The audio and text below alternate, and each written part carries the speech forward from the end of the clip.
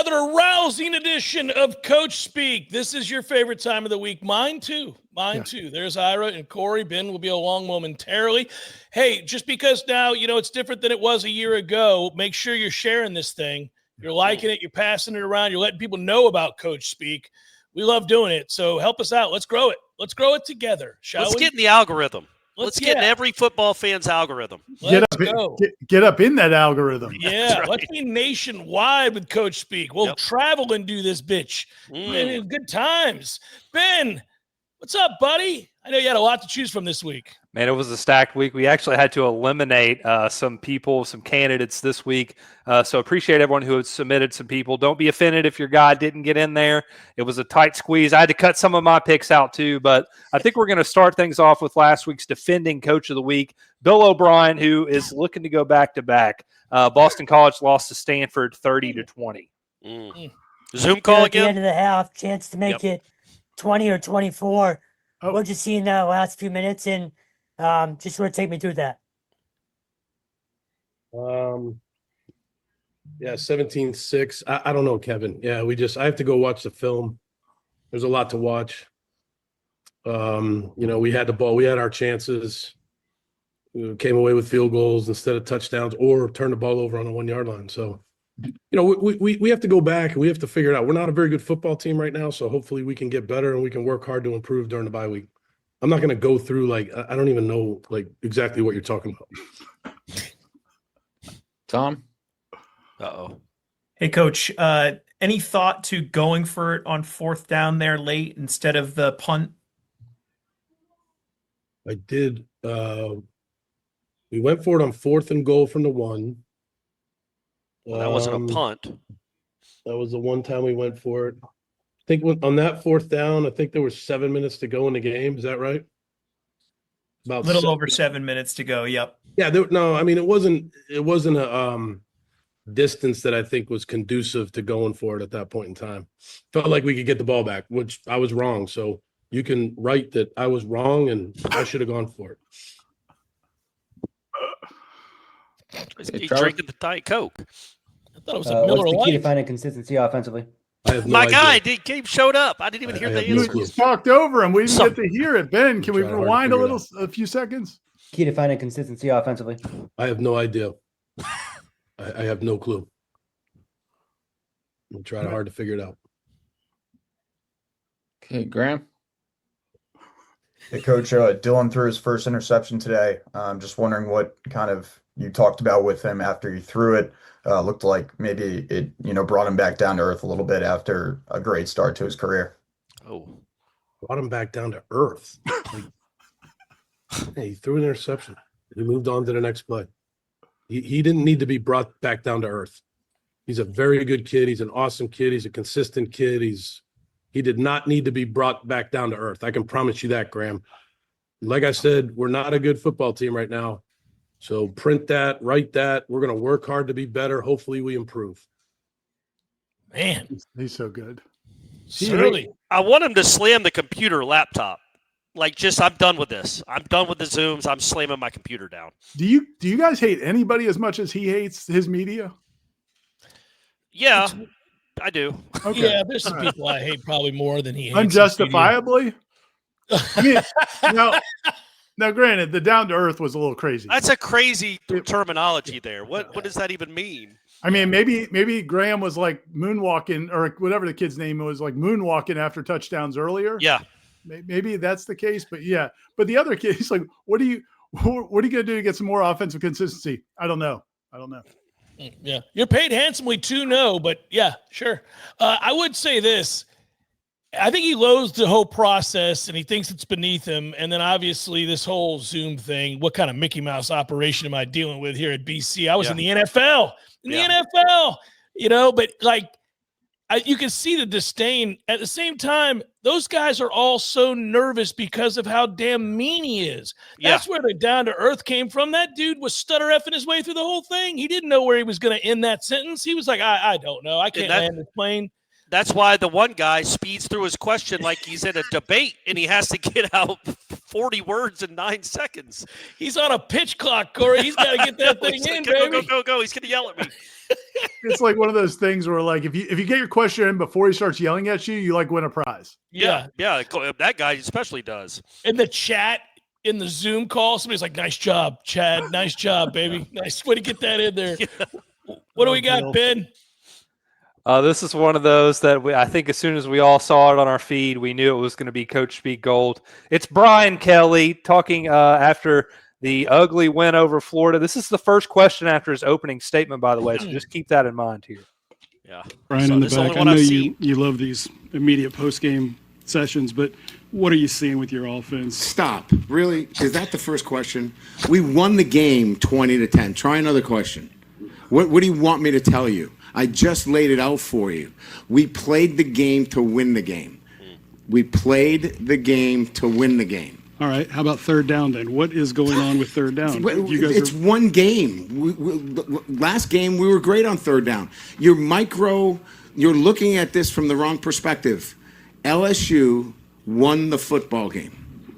Won the game. I don't know what you want from me. What do you want? You want us to win 70-0 against Florida to keep you happy? No, I think people want to know why you can't run the ball, quite honestly. We can run the ball. Did you see the last play of the game? That's all you need. You just need one. There's ridiculous questions. And I'm getting tired of it. That football team just worked their tail off to get an SEC win, and you want to know what's wrong. You know what? You're spoiled. You're spoiled. Tell him, Brian. This team is 17-1 at night. 17-1. Give them some respect. How about that? Give them some respect instead of micro-analyzing every little thing. This is ridiculous. For a group of seasoned reporters, that kind of question is so out of line. So really quick, the whole group didn't ask it, Brian. That's what bothers me so much. It's like it's one guy, man. Don't start blanketing. The funny thing is, because we all weigh in on this one, I'm gonna let you two do more than me here. I wanted to tell you all that I admire how quickly the stop came from him. Yeah. He knew that kid who's a fan and not a reporter. It's not a kid. Well, there's no way that voice is not a kid. That's a grown man. Okay, he's a younger man who is a fan and not a reporter. He's a TV guy, and he is a fan. Like, he is butthurt that they don't run the ball as well as he'd like them to run the ball. And he's really pissed that they didn't run the ball well on third down. And he's really pissed that they didn't score more points. It's an asinine question, especially for it to be the first question. But I like that Brian Kelly knew it was coming. And I don't like Brian Kelly. But the fact that he walked in, and as soon as that kid was like, third down, stop. He's done right here, right now. We're not doing this. Yeah. And he's right. He's right to a point, man. Like, there are other ways to approach that and dress that guy down in a way that could maybe have some more humor in it. Without question. Not a blanket statement that all media people suck. Well, because the timing of the question is absurd. The question itself is not.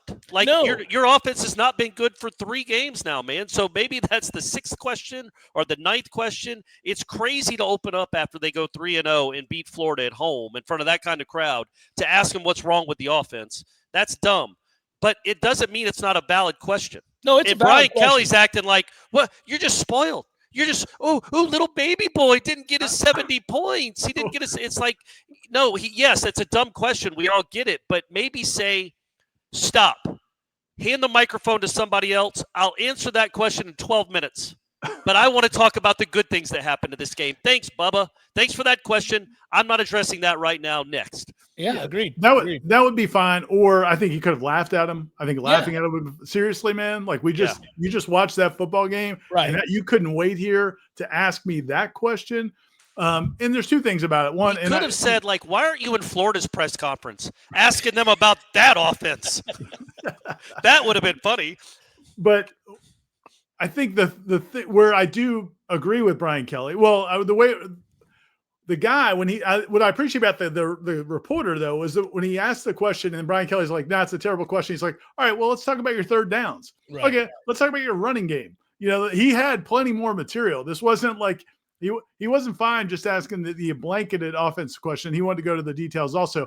But the part where I agree with Brian Kelly is, and this is where I think I agree with his point. I didn't like the way he handled it, but his point was, man, we're up 20-10 against a kid who's throwing more passes to our DBs than he is to his own receivers. So we were good offensively. We didn't need to do anything. We just needed to win the football game. That was the point he was trying to make. Sure. But he went so crazy with it that he ended up having to apologize the next day for his rant. It's not a great apology for those that didn't hear it. Go look at it. He clearly doesn't mean it. Those are the best kind of apologies. Yeah, he clearly doesn't mean it. And he's had a problem with that guy before, I just want to point out. So it's like they have a combative thing. I just think that the question and the follow-up questions sound a lot like a disappointed fan as opposed to somebody who's actually asking questions for a story. Yeah. And listen, I'm not trying to besmirch that guy. It's just that was really strange to come out the gates. But then that's what bothers me about him chastising the whole media contingent. It was one dude. Yeah. It was one dude. Not every coach does something dumb every week. We don't. Your judge just talk down to him. Just talk down to him. You don't have to talk down to the whole media crew. And that's me as a media member saying that. But that's to me why it's such a. I hate the blanketed statements. Y'all, you guys. No. It's one guy. It's one guy that effed up. Seasoned reporters, Corey. Seasoned reporters. Right. None of those asked the question. It was Billy McGee from TV that asked the question. Yeah, if we're assigning blame here, I'm giving more blame to the reporter. Yep. But Brian screwed it up by going crazy. And he always does. And he always does. That's the way. That's his setting. Yeah, that's how he always screws it up. Ben, go ahead.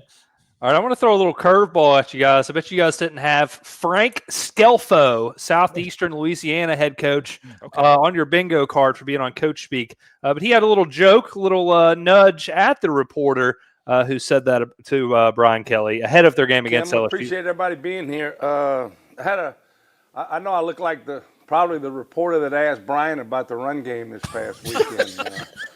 That guy's ticked me off already, right? All he's going to do is piss off the head coach at LSU but can't run in the football and he's going to play us. That's awesome, right? But I had a procedure done, so I'm doing fine, doing great. Looking forward to everything. Talk about Mississippi Valley State. No, we're good, Frank. That's good. That's funny. The people that are just listening to the podcast, he had a big bandage between his nose and his eye. So if you're not watching the YouTube video, but also the cameraman zooming in to get really close. It's like, you didn't have to do that. We can see the bandage. It's as if he had a mole and he was like, guys, do you see this mole? Yeah. Look at this mole. Zoom in, Roger. Let's get this mole for everybody at home. Let's really see that bandage. That's funny though. That's a funny take. Yeah, I like the line that he's worried that it's going to piss off Brian Kelly, so they're going to run for 600 yards against them this week. Yeah. Yeah, it's a fair concern. That was the last thing they needed was like a angry LSU offense. Coach Scelfo, he's always pissed off, buddy. Don't worry about it. Brian Kelly is always angry at the world. Pissed off. You don't have to worry about that. Who's next, Ben? Another one, guys, that I'm sure you all saw in your feeds and you knew was going to be here on Coach Speak. It's Dabo. Clemson is 1-2 this season, and Dabo's being Dabo. It's the annual tradition. What's so bad about our program? What's so bad about it? Like, what's so bad about the worst season that we've had 14 years? How many programs in college football would sign up for one, and only once, 14 years of 9 wins? Hey, can you pause it real quick, How many programs would sign up for that? In the playoffs. Who do y'all think he's addressing right now? Who is he talking to? I don't understand this. Like, fans get upset after losses. I know we're going to keep listening to more, but is he chastising the media or the fan base right now? I think the greater Clemson community, I believe. Yeah. Okay. He's not getting enough adulation right now. Right. And he wants to kind of make sure. Keep playing it. This is the look at me. Yeah. Don't you know what I've done for you? Yeah. We all talk about, we've been 7 times in 10 years. Who can say that? If we stink because we haven't played for the national championship since January of 20, well, I guess we stink. Or we haven't won it since January of 19. We haven't won the national championship. Well, then I guess we stink. But why are we held to a different standard from all these other teams out there who ain't ever won nothing? What does that mean? We're not perfect, and we may suck this year. We may lay a freaking egg and go 6-6, but I don't think so. And I know that's going to disappoint a lot of people, but I don't think so. I know it's bad because I get in all the text messages. I'm praying for you. Everybody's sending me devotions, and you're going to get through this. And that's when I know it's bad. That's how I feel it because I don't read it. I don't. Oh, well, then I know shut people say up. that. I promise you I don't. When it's bad, I don't read nothing. This ain't the worst thing that's happened to me in my life, and it won't be. And it won't be for these players. It's a bad moment, because we take pride in what we do and we're competitive. But this ain't the worst thing that's ever happened to me in my life. Is criticism and all that. And listen, I get it, and it's warranted because people care, and I love being at a program that people care. No, and, you don't. It No, you matters. don't. That doesn't bother me. It does too. I spent 13 years at Alabama, so I had thick skin when I showed up here at Clemson. If they want me gone, if they tired of winning, they can send me on their way because that's all we've done is win. So if they tired of winning, we've won this league 8 out of the last 10 years. Who's they? Is that not good? I'm just asking. Is that good? I don't know if that's good or not. To win your league 8 out of 10 years, to go to the playoffs 7 out of 10 years, to be in 4 national championships, win it twice. Yeah, we're a little down right now. Take your shots, but I got a long memory, in case y'all don't know. That's the we'll be media. all right. We'll bounce back. And hey, listen, if Clemson's tired of winning, they can send me on my way, but I'm gonna go somewhere else and coach. I ain't going to the beach. Hell, I'm 55. I got a long way to go. Y'all gonna have to deal with me for a while. No, come back and kick your I got ass. a long way to go. I'm just getting going. I'm just now good enough to be a head coach. I'm just now figuring it out. So we'll be around a while. Let's hang in there. What's the point? What's the point? Why does he do this? Now Every he's year. done it twice. What is the point? It's insufferable for starters. The rhetorical question, the repeated rhetorical, is that not good? I'm just asking. No, you're not, man. You're not just asking. It's ridiculous. And it's not absurd. You're never a victim of your success. Stop that. You set a standard that no other Clemson coach has ever done. Everybody's well aware of it. Anybody that wants to fire Dabo right now is probably a little unstable. There's also nobody that wants to fire him right now. So what the fuck is he talking about? Oh, Corey. Sorry. Come on. But what is he talking about? Every year he does this, Ira. Every year. He's got one of the best fan bases in the country. It's weird. They show up in that stadium when they're 6-6 or when they're 12-0. That is a great fan base. What is he talking about? I don't know. They can't get upset when they lose. Sorry, Dabo. Thanks for the championships. He definitely switched it to the media at the end. The thing about the long memory, that was basically a threat. Like, I'm going to remember who was writing all this stuff at the time. Which is nobody. But it's a combination, man. They do. He feels like he's done enough to be above criticism, and this is not.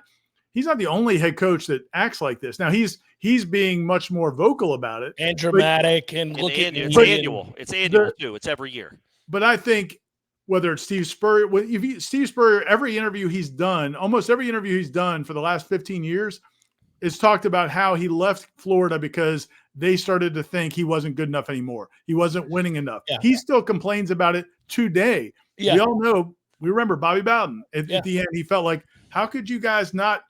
I built this thing. Like, how could you betray me like this? So they get to this place. They all get there. He's just the one vocalizing it. And he does it repeatedly. I've never understood this with any of them. It's like, look, man, you're not a volunteer. All of you are paid multi-millions of dollars a year to withstand the scrutiny. That's part of it. That's anybody who's at the top of any profession. Like, what comes with that is the responsibility of being able to handle the burden of people who are going to microanalyze every single thing you do. And typically, especially while you're ascending, you're above it all. You don't worry about what the fans are saying or somebody wrote, some columnist wrote. You just go about your job, win some games, it'll take care of itself. I don't get why they're so uber sensitive now. Like, people can't say, look, man, you know, a couple of years ago, you lost 4 games. You ripped the quarterback every other day. You lost the only 2 big games you're going to play this year right now. I mean, like, these are observational points about Clemson right now. Nobody's writing, hey, Clemson lost these 2 games and Dabo sucks as a coach. Nobody's writing that. Well, and that passion is how you can make $11 or $12 million a year. I mean, that's the reason people are that upset is because that's the reason you make the money you make is because people are that upset because they care that much. And it's not always just going to be positive. I wondered, man, this one to me, I may be wrong. I thought the tone was a little different to me. I feel like, I wonder if he's setting up his exit. Like, I kind of feel like he might have been, like they say, like, I don't know, like animals like waste like an area where they have accents, whatever you want to call it, in an area where they're going to leave or something like that. Like, I didn't understand any of the last 20 seconds. What did you just say? There's something, man. I'm not the animal expert. I didn't even hear animals in there. You're talking about animals right now? We're going to go back to Dabo. Let me off the hook there. I know what I'm trying to say, but I'm not. Let me off the hook here. I think he's like. Are you talking about like when cats go and pick a place to die? Sort of, or that that there's like they go to the bathroom in a place where they're leaving. Right, something like that. Like Marcus you think he's riding? I think he's leaving, man. I think he's kind of. It's almost like that way they'll be glad. Like it won't be as hard to leave because I've let everybody know that you guys don't appreciate me anyway. So I'm not leaving you when you're loving me. I'm messing it up so that you'll be mad at me. Do you think he's doing it consciously, or do you think he wants out because he's tired of it? I think he realizes they're not going in the right direction anymore, and it's going to be hard to get it back. Hey, listen, man, even in his like thing about how great I've been, think about those years. It's been 5 years since they won. 5 years, 4 or 5 years since they played for a national title. 6 since they won it. Yeah, that's not bad compared to other schools, but it will be after this year and then the next year. I mean, how is it 10 years? Like, at what point does that number not sound good? So I think coaches like to look, sometimes they look for a fresh start, and I think that's what he's doing. I hate it. Florida. He could go to Florida. It bothers me how much he's insulting that fan base. It bothers me probably too much.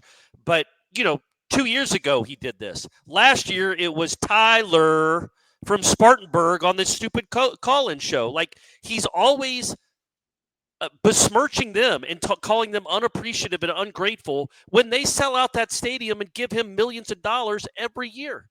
What is he talking about? They love that dude and they love that program. They just want to win games. But that's where he's disingenuous, and that's what bothers me when he says. Well, he doesn't read any criticism. But that's my point. Yeah. He says he didn't hear any of it and he doesn't see any of it. Well, then what are you prattling on about?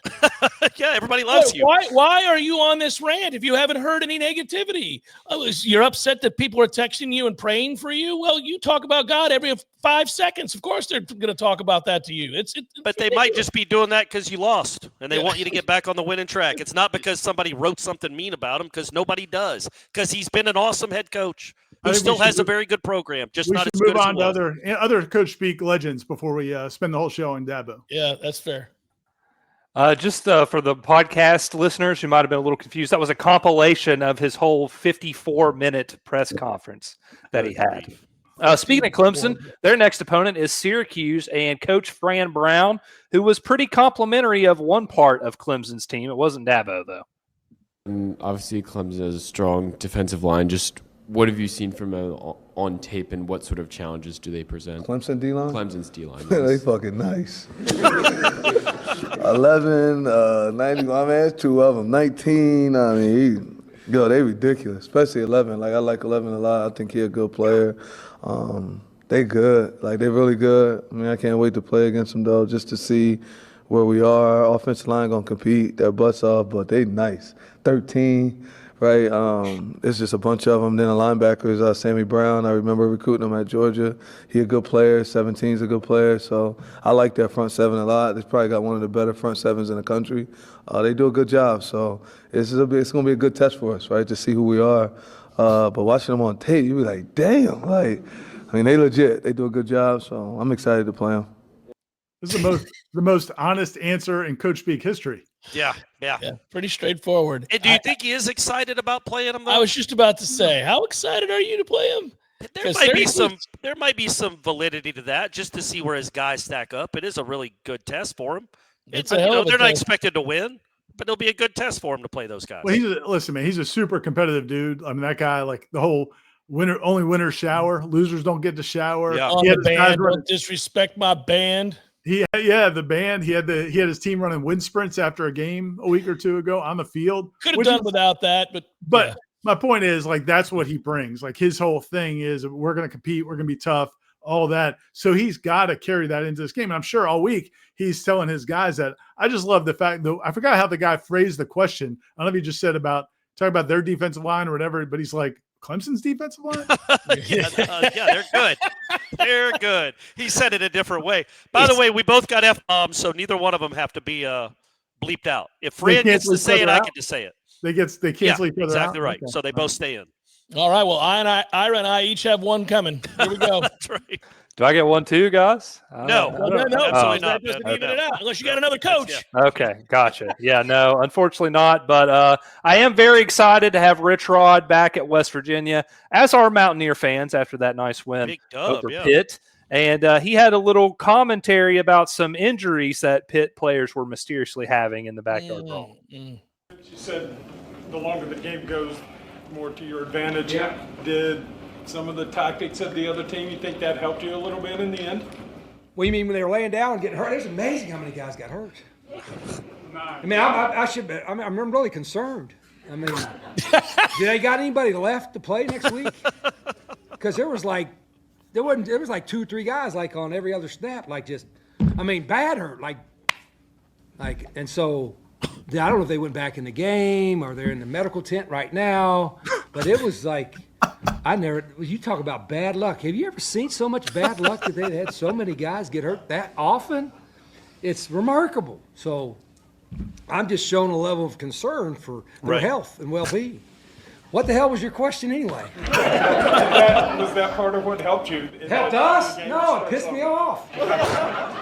I mean, they got a rule that, like if he falls down hurt after they're ready for play, but you're not gonna wait for it to play. You're gonna do it immediately, right? I think that for their health and safety, they should have to sit out the rest of the series or the rest of the quarter. If we're really concerned about their health and well-being, and if you get injured, then sit out the rest of the series or sit out the rest of the quarter or maybe even the rest of the half.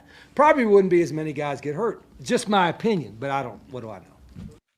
By the way, I didn't think I was going to like that, but he nailed it. Yeah, perfect. Across the board. No notes on that, Rich Rod. Good to have you back, man. That was a good win for him, too. I thought it was going to be smarmy and cheap. It was great. Yeah. I thought 2 things, though, that were great. One is, so he's just back. This is his first year back in that rivalry with Pitt. So that's going to go over real well, I'm sure. Yeah. That'll be something that's talked about next year if they play again next year. I think I saw something about they're extending it because it's been in jeopardy or whatever. Yeah, but anyway, right. But the other thing is and this is happening now at more press conferences where it used to be in a press conference after a game, it would just be the media. But now it's the athletic directors bringing people, the booster club president bringing people, there's a lot of people in there. There's like a laugh track for him. Yeah. How many people are in there and they're all giggling. And what's weird is sometimes I think people, they'll listen and think that's the media all giggling. Right. It might have been some. I think some media. I mean, we were laughing. I bet we would have laughed if we were in There's some there. media, but there's a lot of giggling that and they're giggling because you won. Let's see. I also don't like the trend of just making this like an event where we just have alumni and boosters and fans hanging out. I'm not fan. I will say this, though. Credit to the Texas fans that go to their press conference because none of them laughed at Sarkisian's joke about, I don't know what your face looks like when you're going to the bathroom. So credit to Texas people for not laughing at that. They stared blankly. It's a dud. Who else we got, Ben? Hey, we got 2 more. We're going to try and work Dave Aranda in at the very end. But first, we've got a Coach Speak newcomer. This is New Mexico coach Jason Eck talking about UCLA not being one of their best opponents on the schedule after his Lobos destroyed the Bruins. Ooh. Yeah. And like not to like do like the Debbie Downer stuff, like obviously like huge win and all that too. But I mean, like, are you still looking to see more explosiveness out of the passing game, or where are you right now? See it better. I mean, we're going to play better teams than UCLA. I know they're a Power 4 team, but there's going to be a lot of teams we play that are better than UCLA. So we're not. Yeah, let's not. I think we just beat Ohio State or something. It's ranked number 1. we got to keep getting better and improve, and a lot of areas on our team. Because I know there's better team. You know, we play one team to beat this team. You want to beat them as well. So I mean, that's another team who's good. So you've had a lot of common opponents with UNLV already. I'm not trying to like get you in trouble either. I mean, were you surprised at like UCLA tonight? Like, was it not as good as you expected, or? I definitely thought we could beat them, and I thought if we could get up on them, that would be hard on them because they've been down a lot, and sometimes when you're, not things aren't going well, you can kind of quit, spiral downward and stuff. So I probably expected them to maybe have a little bit more early. I thought we'd get their best shot early, so I was a little bit surprised how well we, jumped on them early. How much they sucked right out of the gate.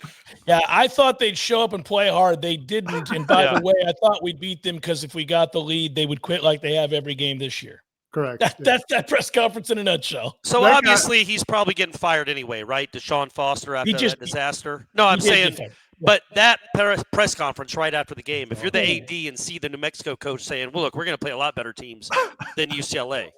That's like, literally, what are we doing? Like literally pull out my schedule. Every team we play man is better than them. That's cold-blooded too. That we already played a team that beat them, and now we've beaten them.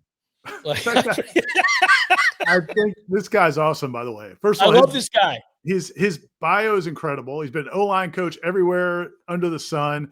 He finally got the Idaho job and then did really well there. Now they just hired him in New Mexico. I think he's a badass. Like, I think he's going to be a really good coach. And I think we're going to like him because he looks like John Goodman. It's just awesome. Everything about him. He's fun. Awesome. He's fun. Yeah, I like him. He's fun. He got a good sense of humor.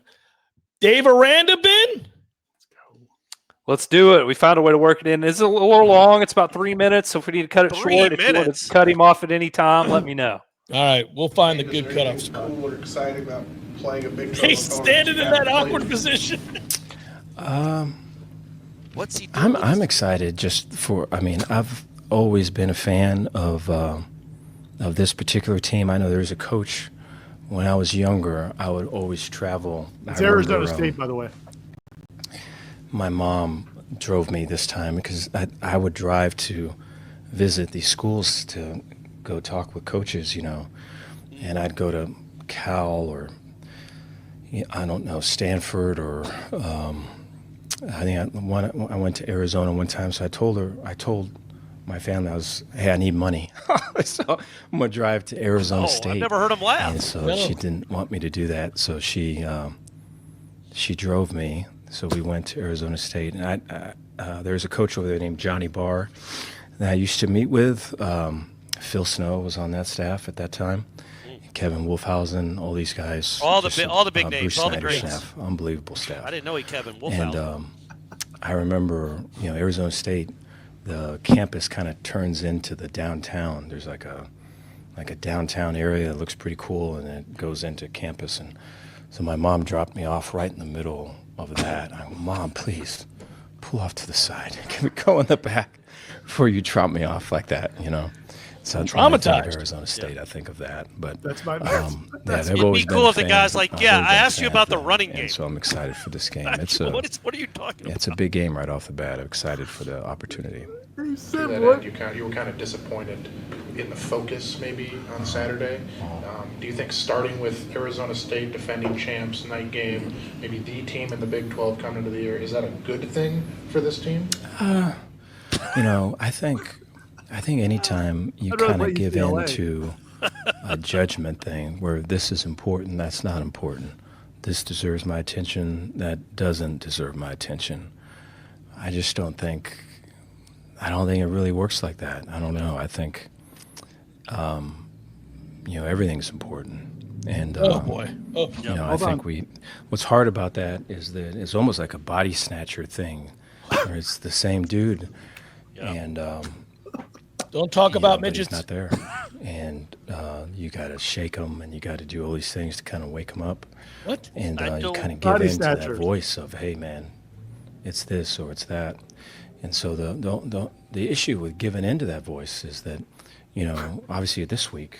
Giving into what voice? All the voices, Corey. He's got lots of voices. Night we're playing, whatever the opponent is, all these things. I'm sure guys are going to get going. But then once you have adversity, then that voice kind of comes back into play, and you already gave into it one time. The body it's snatcher. easier to give it into a second time. And so I think that's a big deal. Is And, this the we voice have to that's be telling better you at this that. is or is not important? Yeah. What voice does he talk? Which voice is talking to him about what?